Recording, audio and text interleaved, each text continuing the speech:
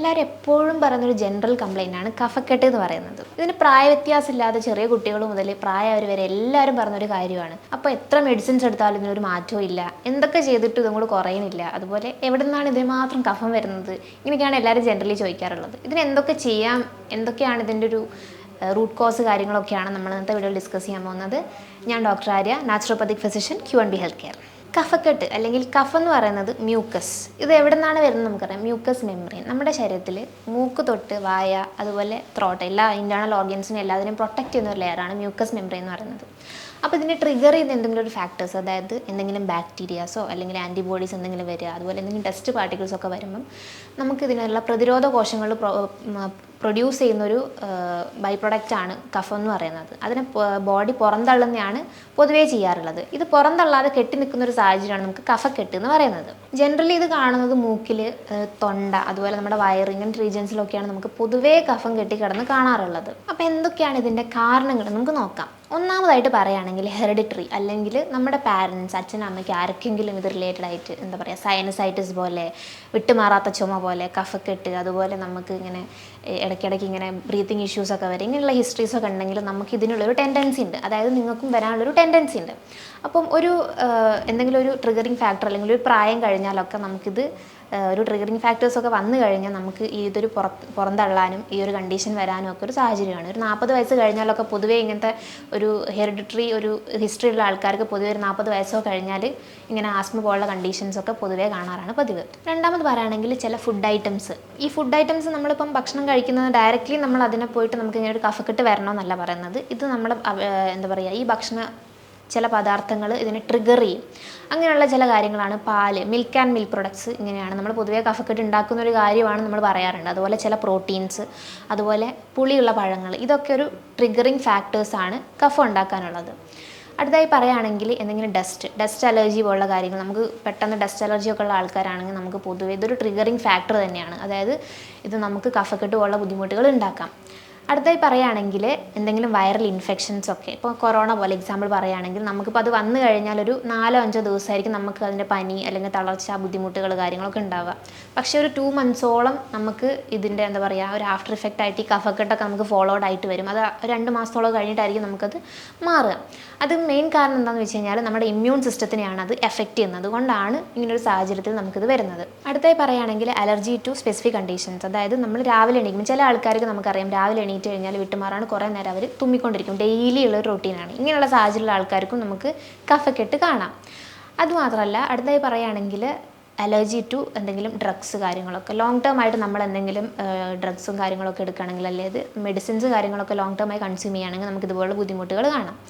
അതായത് നമ്മളിപ്പം എക്സാമ്പിൾ പറയുകയാണെങ്കിൽ നമ്മളിപ്പം ഈ കഫക്കെട്ട് പ്രിവെൻറ്റ് ചെയ്യാൻ വേണ്ടി നമ്മളൊരു മെഡിസിൻ എടുക്കുകയാണെങ്കിൽ ഈ മെഡിസിൻ നിന്ന് കഴിഞ്ഞാൽ നമ്മൾ ഒബ്വിയസ്ലി നമുക്ക് ഇതേ ഒരു ബുദ്ധിമുട്ട് നമുക്ക് വീണ്ടും വരും. അതൊരു ഈ ഒരു മെഡിസിനോടുള്ളൊരു അലർജിക് റിയാക്ഷനാണത്. രണ്ടാമത് പറയുകയാണെങ്കിൽ ഡ്രെയിനേജ് പ്രോസസ്സാണ്. അതിൽ ഒന്നാമത്തെ കാര്യമായിട്ട് നമ്മൾ വെള്ളം ധാരാളം കുടിക്കുക എന്നുള്ളതാണ്. വെള്ളം ധാരാളം കുടിക്കുമ്പോൾ നമ്മുടെ ഈ മ്യൂക്കസിനൊക്കെ ഒന്ന് പുറന്തള്ളാനൊരു സ്മൂത്തായിട്ട് നമുക്കതിനെ പുറത്തേക്ക് കിട്ടാനൊന്ന് ഹെൽപ്പ് ചെയ്യും.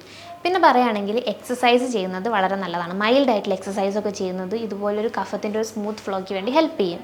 അടുത്തായിട്ട് പറയുകയാണെങ്കിൽ ആവി പിടിക്കുക. നമുക്കറിയാം നമ്മളെല്ലാവരും വീട്ടിൽ ചെയ്യുന്ന കാര്യമാണ്. എന്തെങ്കിലും ഇങ്ങനത്തെ ഒരു ജലദോഷം, തുമ്മൽ, ഇങ്ങനത്തെ ബുദ്ധിമുട്ടുകൾ, കഫക്കെട്ട്, ചുമയൊക്കെ ധാരാളമായിട്ട് വന്നെങ്കിൽ നമ്മളെപ്പോഴും ചെയ്യുന്നൊരു കാര്യമാണ് ആവി പിടിക്കുന്നത്. അതിപ്പോൾ നമുക്ക് എന്തെങ്കിലും തുളസിയിലയോ അല്ലെങ്കിൽ പനിക്കൂർക്കയുടെ ഇലയൊക്കെ വെച്ചിട്ട് നമുക്ക് ഇട്ടിട്ട് നമുക്കിതുപോലെ ആവി പിടിച്ചു കഴിഞ്ഞാൽ നമുക്കിതുപോലൊരു ഡ്രെയിനേജിനെ നമുക്ക് സ്മൂത്താക്കിയിട്ട് കൊണ്ടുവിടാൻ പറ്റും. ആവി പിടിക്കുമ്പോൾ തന്നെ മറ്റൊരു കാര്യമാണ് നമ്മുടെ മൈൽഡായിട്ടൊരു ബ്രീത്തിങ് എക്സസൈസ് ചെയ്യുക. ഒരു ഇൻഹലേഷൻ ആൻഡ് എക്സലേഷൻ പോലെ നമുക്കൊരു കാര്യം ചെയ്യുക. അതായത് നമ്മൾ ഡീപ്പായിട്ട് ഇൻഹേൽ ചെയ്തിട്ട് ഒന്ന് ഹോൾഡ് ചെയ്തിട്ട് ഫോഴ്സ്ഫുള്ളി നമ്മൾ വായക്കൂടി ഒന്ന് എക്സേൽ ചെയ്ത് വരുമ്പോൾ നമുക്കൊരു ചുമ വരും. ഈ ചുമയിലൂടെ നമുക്ക് നമ്മുടെ ഒരു കഫം പുറന്തള്ളാനുള്ള ടെൻഡൻസി ഉണ്ടാക്കുന്നുണ്ട്. ഇതും നമ്മുടെ ഒരു ഡ്രെയിനേജ് പ്രോസസ്സിനെ ഹെൽപ്പ് ചെയ്യുന്നൊരു കാര്യമാണ്. അടുത്തായിട്ട് നമുക്ക് നാച്ചുറലായിട്ട് ഇതിനെ എങ്ങനെയൊക്കെ ഒന്ന് പ്രിവെൻറ്റ് ചെയ്യാൻ പറ്റും നമുക്ക് നോക്കാം.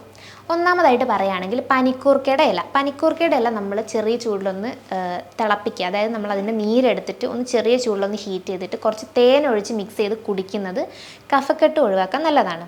അതുപോലെ തന്നെ ഒരു കാര്യമാണ് നമ്മുടെ പനിക്കൂർക്കയുടെ ഇല വാട്ടിയിട്ട് അതിന് നീരൊന്ന് പിഴിഞ്ഞെടുത്തിട്ട് നമ്മൾ അങ്ങനെ കൺസ്യൂം ചെയ്യുന്നതും നമ്മുടെ കഫം നേർപ്പിക്കാനൊരു ഹെൽപ്ഫുൾ ആയിട്ടൊരു കാര്യമാണ്. ഇത് കുട്ടികൾക്കൊക്കെ നമ്മൾ പൊതുവേ കൊടുക്കാറുള്ളൊരു കാര്യമാണ്.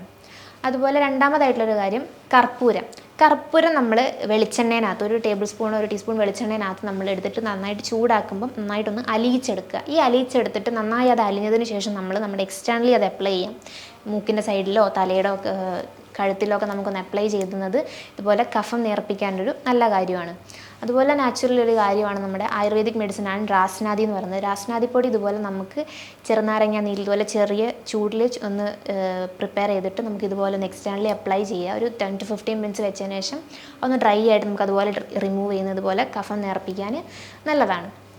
അടുത്തായി പറയുകയാണെങ്കിൽ ജലനേതി എന്ന് പറയുന്നൊരു പ്രൊസീജിയറാണ്. ജലനേതി പറയുമ്പം നമുക്ക് ഒരു ലൂക്ക് വാം വാട്ടർ, അതിന് സെപ്പറേറ്റ് ആയിട്ട് നമുക്കൊരു ജലനേതി ക്യാൻ ഉണ്ടാവും. ഈ ഒരു ജലനേതി ക്യാനിൽ നമ്മൾ ലൂക്ക് വാം വാട്ടർ എടുക്കുക. ചെറു ചൂടുള്ള വെള്ളത്തിനകത്ത് നമ്മൾ കുറച്ച് ഉപ്പ് അലിയിച്ചിട്ട് അത് നമ്മുടെ തലയൊന്ന് ജസ്റ്റ് ചരിച്ച് വന്നതിന് ശേഷം ഒരു മൂക്കിൽ കൂടെ ഒഴിച്ചിട്ട് മറ്റൊരു മൂക്കിലൂടെ പുറന്തള്ളുന്നൊരു പ്രൊസീജിയറാണ് ജലനേതി എന്ന് പറയുന്നത്. ഇത് പൊതുവേ നമുക്ക് ആ ഒരു ക്യാൻ ഉണ്ടെങ്കിൽ നമുക്ക് വീട്ടിലെല്ലാവർക്കും ചെയ്യാൻ പറ്റുന്നൊരു കാര്യമാണ്.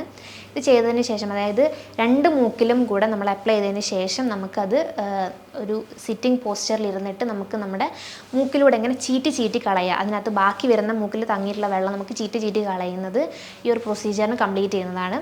ഇത് ചെയ്യുന്നതെന്ന് പറഞ്ഞു കഴിഞ്ഞാൽ നമ്മുടെ നേസൽ ഓപ്പണിങ്സിനൊക്കെ ഒന്ന് റെഗുലേറ്റ് ചെയ്യാനും അതുപോലെ തന്നെ നമുക്ക് കഫം കെട്ടിക്കിടക്കുക അല്ലെങ്കിൽ മൂക്കൊലിപ്പൊന്നും പ്രോപ്പറായിട്ട് വരുന്നില്ലെങ്കിൽ ഇതൊക്കെ ഒന്ന് പുറന്തള്ളാനും വളരെ ഹെൽപ്ഫുള്ളാണ്. ഇത്രയും റെമഡീസൊക്കെ നിങ്ങൾക്ക് ചെയ്യുകയാണെങ്കിൽ നമുക്ക് വീട്ടിൽ തന്നെ അല്ലെങ്കിൽ നിങ്ങൾക്ക് നാച്ചുറലായിട്ട് തന്നെ ഒന്ന് ക്യൂർ ചെയ്യാൻ പറ്റുന്നൊരു കണ്ടീഷനാണ് കഫക്കെട്ട് എന്ന് പറയുന്നത്.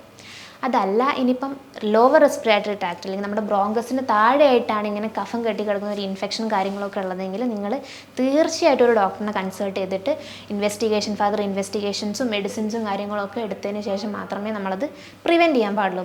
കാര്യം എന്താണെന്ന് വെച്ച് കഴിഞ്ഞാൽ ഇത് നമ്മൾ ലോങ് ടേം ആയിട്ട് വെക്കുമ്പോൾ നമുക്ക് ഒരു ക്രോണിക് ആയിട്ടുള്ള ഇൻഫെക്ഷൻ, അതായത് ന്യൂമോണിയ പോലുള്ള ഇൻഫെക്ഷൻസൊക്കെ നമുക്ക് ഫർദർ വരാൻ വളരെ ഒരു കാരണമാകുന്നുണ്ട്.